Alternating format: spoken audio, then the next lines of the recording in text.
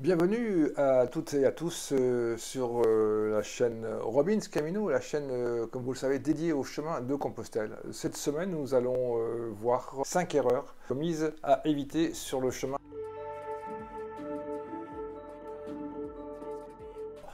Eh bien, pour ce premier chemin, beaucoup d'entre nous doutent de leur capacité à accomplir ce chemin de Compostelle lorsqu'on voit la somme des kilomètres qui nous séparent de Santiago. Si l'on part de Saint-Jean-Pied-de-Port pour le chemin français, 800 km, effectivement, on se demande si on va être capable de le faire. Comme beaucoup avant nous et beaucoup d'autres après nous, eh bien, beaucoup de pèlerins donc sont parvenus à arriver jusqu'à Santiago. Cependant, il y a des erreurs à éviter et donc je vais vous expliquer mes erreurs pour ce premier chemin du Camino français que j'ai fait donc en 2018.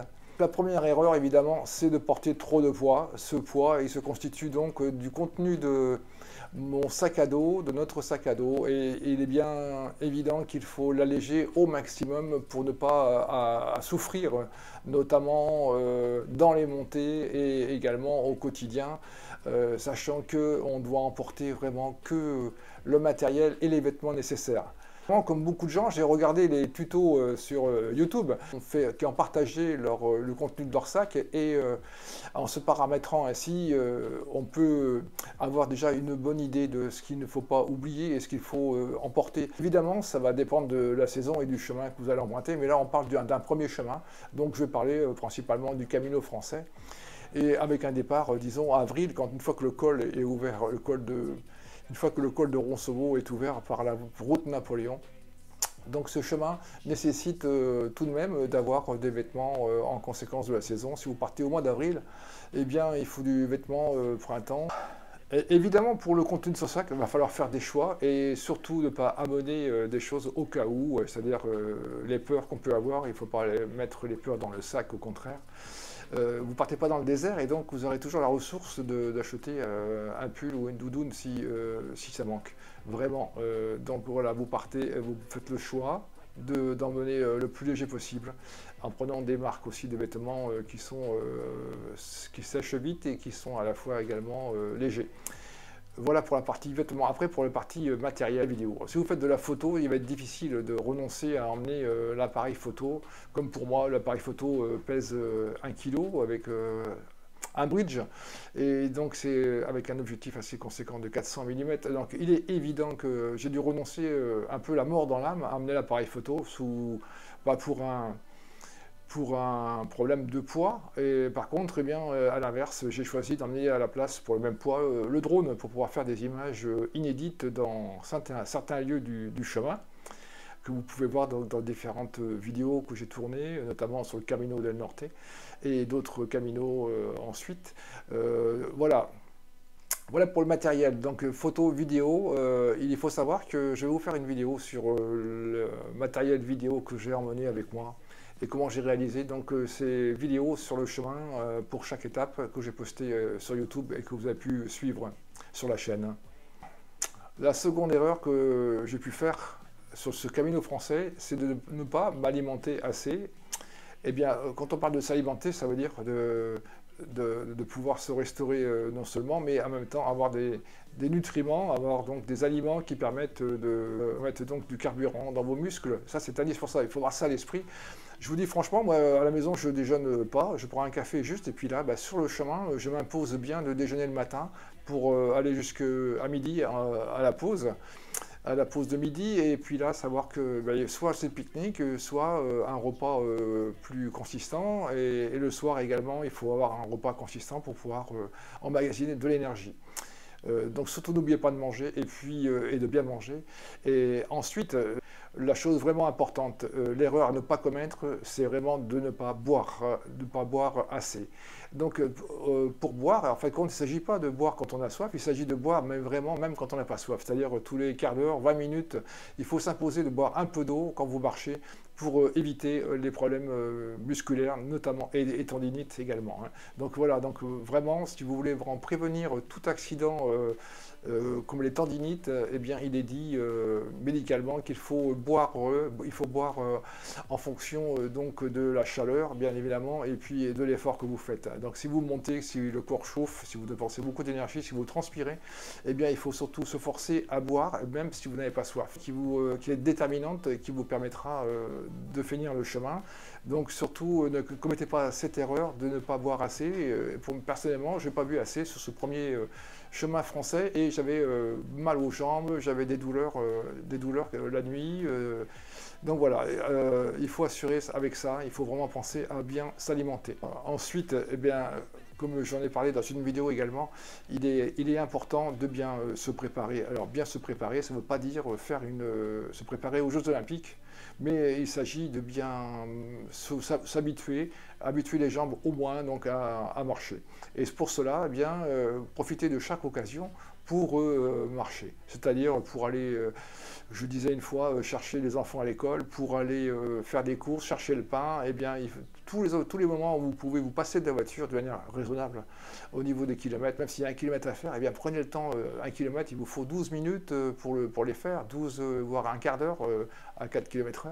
Un quart d'heure pour faire l'aller-retour, ça fait une demi-heure pour aller à la boulangerie, pour aller faire des courses dans le quartier. Voilà, donc la première chose à faire, c'est cette préparation normale, et plus de monter les escaliers. Eh bien, habituez-vous à monter vos escaliers quand vous pouvez, avec course ou sans course au départ, et puis de monter vos escaliers pour commencer à habituer les jambes. Et ça, cette préparation de base, vous pouvez la faire quelques mois, quelques semaines avant de partir.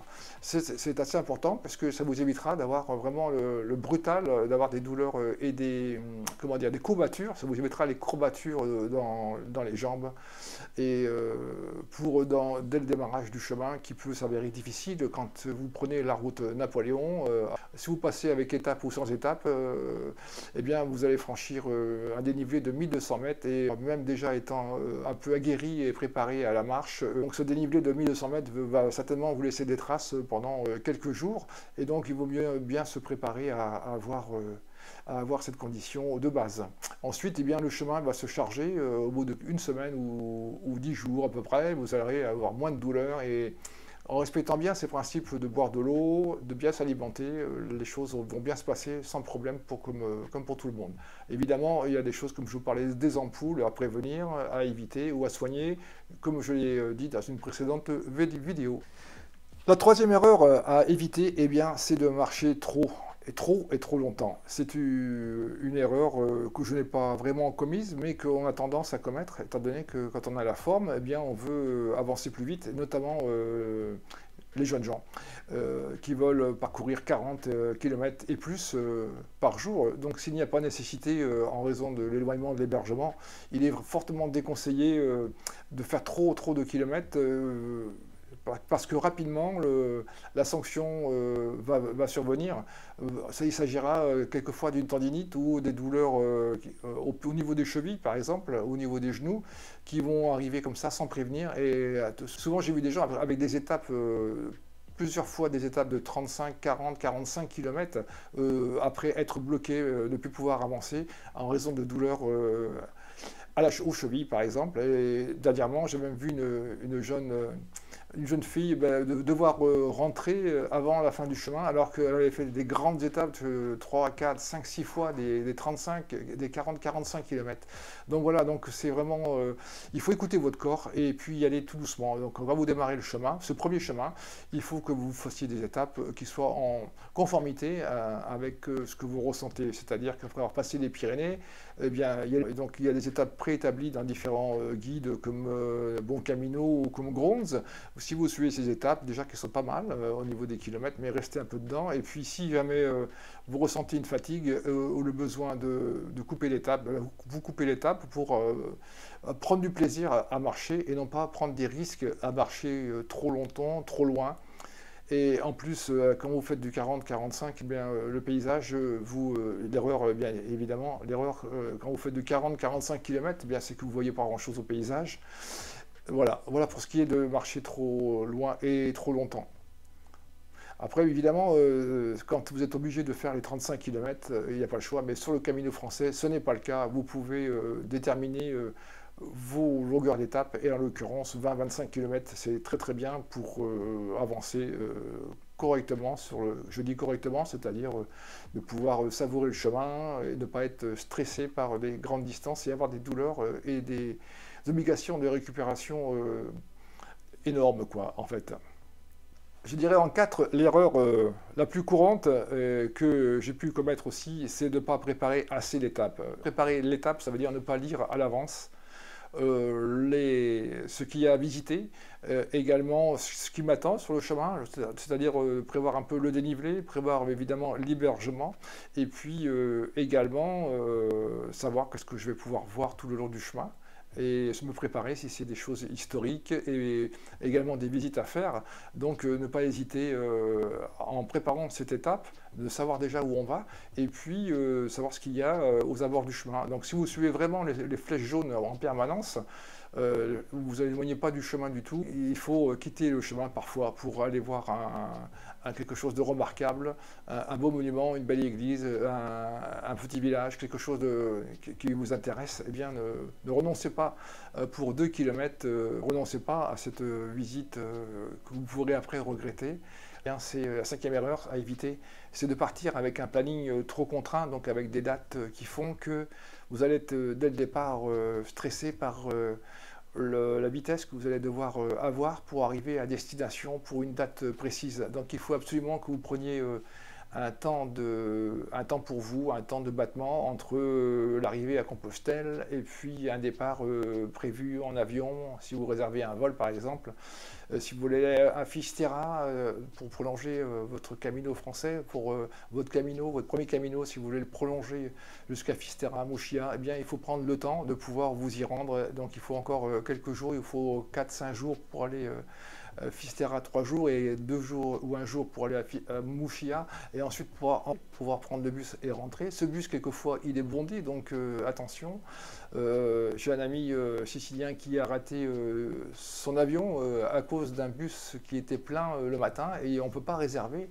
Donc tout ça, c'est des choses qu'il faut vous renseigner et préparer à l'avance.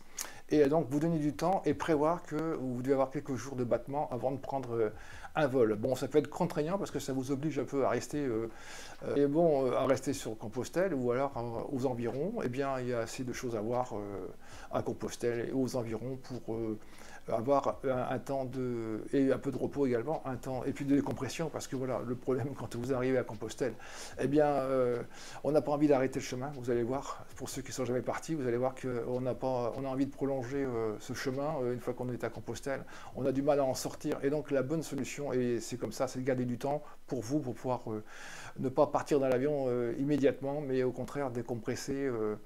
Quelqu'un disait qu'un peu comme l'apnée, eh bien oui, il faut une question de décompression, il faut relâcher votre respiration tout doucement, et donc là, vous quittez un monde et vous allez rentrer dans un autre.